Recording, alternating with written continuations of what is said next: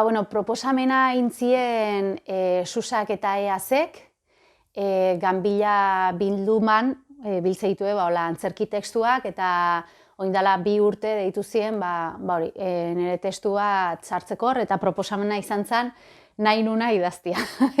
Antzerki munduan barruan, bai saiakera izan zitekeen edo testu original bat, baina nahi nuna. Eta hortik dator proposamena.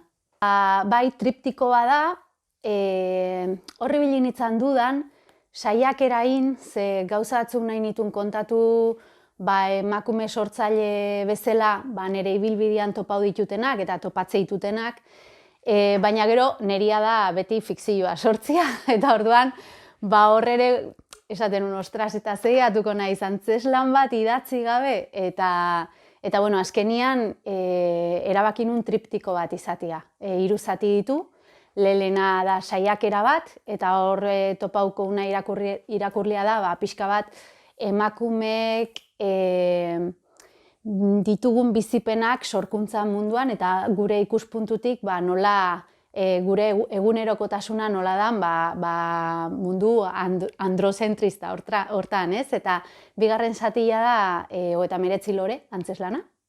Eta 3. zatia da bestiaio bat, ni oso frikia naiz, asko gustatzen zaizkit komikak, fantasiasko liburuak, eta hauetan beti otea bestiaio bat, ez? Eta bestiaio hortan datoz, obrako emakume danak, behaien jatorri klasikoa zein litzateken. Zedanak daude oinarrituta klasikotik datozen personaitan. Azkenian horre Neritza Artetxek botatzezun bere liburu baten karambola hirukoitza, dala nik esatiot periferiana izango litzakena da, emakume sortzaile euskalduna, ez? Eta gaina antzerki zalia. Zerbait oso frikia, hori zenek irakurtzeu edo zenek konsumitzeu. Emakumeek sortutako gauzak oso konsumo gutxi dake, oso gutxitan uste izue sortzen, eta gero euskeraz sortzezu, horreik jadaka ikuslegoa murriztezu pila bat, eta antzerkia.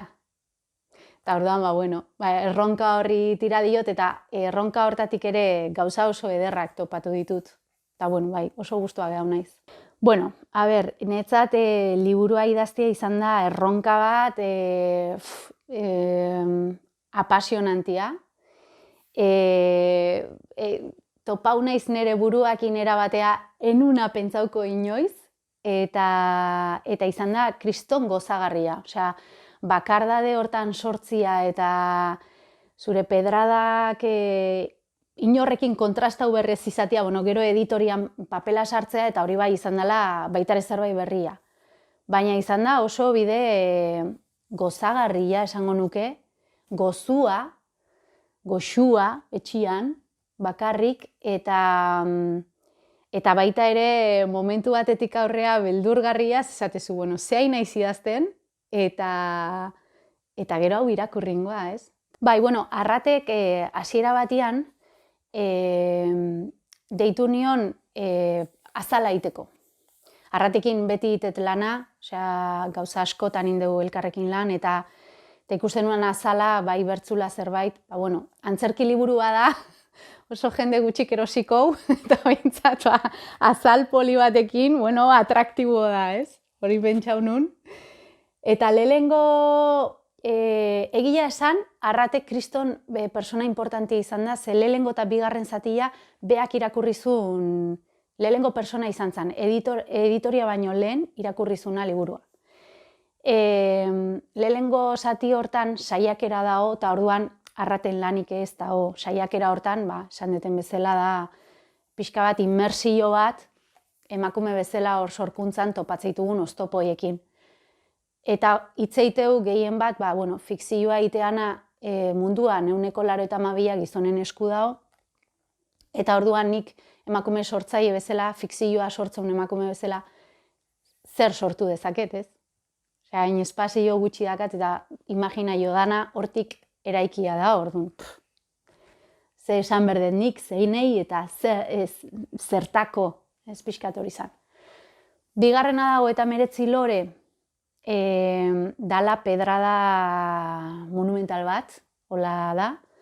Nahi izan detin horrelako jolas bat, antzerki klasikoa eta modernua nahaztu eta ez dakit hortik holako fusio bat sortu.